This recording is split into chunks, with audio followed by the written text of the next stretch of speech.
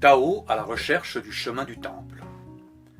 Comme chaque jour à cette heure, la cloche de la petite école retentit.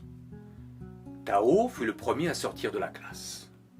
Il longea la ruelle centrale en courant, contourna le monastère puis plongea directement en direction de la maison du peuple pour rejoindre la rue principale qui menait au restaurant Fleur de Chine tenu par son père, Chen. Chen était devenu propriétaire de son restaurant et y avait investi jusqu'à sa dernière chemise. Kimae, la mère de Tao, travaillait aux champs, aux récoltes, aux cultures. Elle partait le matin avec Tao le déposer à l'école avant de se rendre avec d'autres femmes du village au dur labeur qui les attendait. Chen possédait le seul restaurant de la région et préparait ses repas de la journée au petit matin déjà. Son établissement était sa fierté et il y mettait tout son cœur pour satisfaire ses clients. À peine rentré de l'école, Tao n'eut pas le temps de manger quelque chose. Chen embrassa son fils rapidement avant de lui demander quelques services. Tao aida son père à débarrasser les tables, à vider les poubelles, nettoyer le sol de la cuisine avant de prendre son goûter. Son fruit à peine avalé, il fit son devoir avec l'aide de son père avant de repartir avec quelques boulettes de viande et des pousses de soya qu'il devait amener à sa mère qui travaillait dans les rizières. Tao devait traverser de grands espaces seul et souvent la peur le prenait au ventre. Alors il se mettait à courir le plus vite possible pour rejoindre sa maman. Kimae attendait son fils toujours inquiète. Tao aidait encore sa mère à porter les paniers remplis pour rentrer à la maison. Cela faisait beaucoup pour un garçon de 8 ans, mais il était fier de pouvoir aider ses parents. Tard le soir, lorsque Tao dormait, Chen rentrait parfois sur la pointe des pieds, un peu éméché d'être resté boire avec ses derniers clients. Il venait de déposer alors un tendre baiser sur la joue de son fils avant d'aller dormir à son tour. Le lendemain, jour d'offrande, Chen se rendait au monastère offrir aux moines des dons en nourriture et parfois même, il laissait quelques menus monnaies afin de conserver la protection bienfaisante de Bouddha. Les moines vivaient des offrandes des villageois et de quelques objets dont ils faisaient commerce. Ils passaient le plus clair de leur temps à méditer, à s'entraîner aux diverses techniques de combat que Lao Tse-Ming avait apprises et rapportées comme héritage du temple Shaolin. Lao Tse avait fait l'unanimité parmi les gens du village. Il n'était pas très grand et son visage était beau, calme, donnait à la fois cette impression de force et de sérénité. C'était un vrai sage. Tao supplia son père de l'emmener avec lui au monastère. Après quelques hésitations, Chen emmena son fils qu'il utilisa comme porteur, car le monastère était fermé au public et n'y entrait pas n'importe qui. Chen fut d'abord reçu par quelques moines, puis par un grand maître, et enfin par Lao Tse-Ming en personne. Lao Tse remercia Chen de son offrande, puis fixa Tao du regard. Après quelques instants de silence pesant, Lao Tse dit au petit « Balaye toute pensée que la lumière ne pourrait traverser. Retrouve la vie comme à son origine. Tu as le cœur pur, petit Tao. Préserve ton âme de toute intention néfaste et nous nous reverrons. » Tao resta comme hypnotisé, incapable de prononcer un mot. Il se contenta de suivre son père qui se dirigea vers la sortie. Chen et Tao traversèrent quelques couloirs donnant sur des salles d'entraînement. Chaque salle apportait le savoir particulier. Tao était fasciné par ce qu'il pouvait voir. Bien qu'il voulût rester encore un peu, il fut reconduit rapidement, ainsi que son père, par le grand maître d'armes. Le grand maître d'armes regarda Tao et son père sous le grand porche d'entrée. Avant que les grandes portes ne se referment, il s'exclama d'un ton grave. Il y a ceux qui cherchent et ceux qui ont trouvé. Ceux qui ont trouvé ont les réponses pour ceux qui cherchent. Sur ces mots, les portes se refermèrent dans un vacarme assourdissant. Tao regarda quelques secondes encore les portes closes, puis suivit Chen qui retournait au restaurant. Sur le chemin, Tao posa 1000 questions à son père à propos de ce qu'il venait de voir. Chen lui expliqua ce que les moines pratiquaient et pourquoi cela devait rester secret. L'enseignement de Tao et de Lao Tse-Ming était destiné à ceux qui seraient dignes de le recevoir et, en conséquence, prêts à s'y investir de leur vie. Chen expliqua à son fils que cette vie représentait un grand sacrifice et une privation totale de liberté et d'espoir familial. Tao se sentait prêt à se sacrifier, mais Chen, en bon père qu'il croyait être, lui fit comprendre qu'il aurait largement le temps d'y repenser plus tard et que, dans l'instant présent, il avait besoin de lui après l'école pour l'aider au restaurant. De retour au restaurant, Chen et Tao furent consternés du spectacle qui les attendait. La porte d'entrée était fracassée, ainsi que les carreaux de la pièce principale. Les tables étaient renversées, les chaises également, les bouteilles derrière le comptoir avaient été brisées à coups de pierre. La cuisine avait été visitée elle aussi, et des légumes jonchaient le sol. Les poubelles avaient été renversées dans le petit salon qui servait à recevoir discrètement les invités de marque. Chen entra avec prudence à l'intérieur et demanda à Tao d'aller sur-le-champ chercher sa mère qui se trouvait encore dans la plaine. Tao prit ses jambes à son cou et sans plus attendre dévala la colline en sanglots. Chen prit soin de vérifier que les bandits étaient tous partis avant de ramasser une bouteille d'alcool de riz qui avait échappé au massacre et de s'asseoir par terre au milieu du chaos. Aucun indice, aucune revendication. C'était une vision de cauchemar qui restait sans explication.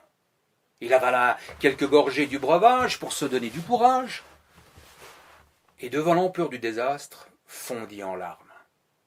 Un peu plus tard, Kima et Tao arrivèrent épuisés par cette course effrénée et découvrirent Chen effondré. Kimae prit la main de Chen et sans un mot le serra très fort dans ses bras. Quelques clients intrigués arrivèrent à ce moment-là et tous se proposèrent pour aider la petite famille à reconstruire ce sanctuaire de la gastronomie locale. Tao s'enfuit du restaurant sans rien dire et se dirigea droit au temple. Il prit un caillou et frappa aussi fort qu'il put contre les portes d'entrée du monastère. Quelques instants plus tard, à travers une petite lucarne, la voix d'un moine se fit entendre. « Que veux-tu » ? « Je dois voir Lao Tse-Ming tout de suite, cria le jeune garçon.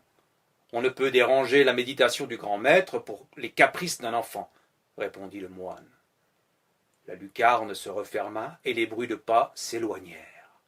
Tao ne comprit pas et sa colère l'emporta. Il prit un bâton et frappa encore lorsque brusquement les portes s'ouvrirent et qu'apparut la silhouette imposante du maître d'armes, Fong. Tao s'agenouilla devant le maître et lui raconta ce qui lui était arrivé au restaurant de son père, puis lui demanda de trouver et punir les auteurs du malheur qui avait frappé sa famille. Maître Fong répondit à Tao d'un ton calme et serein. Les épreuves sont les moments de notre vérité. Je ne puis rien pour toi, petit bonhomme. Il faut t'adresser à la garde de l'empereur. Tao comprit que personne ne viendrait l'aider et rejoignit, déçu, ses parents. Il eut beaucoup de mal à s'endormir. Il avait peur que cela ne recommence et craignait de perdre ses parents.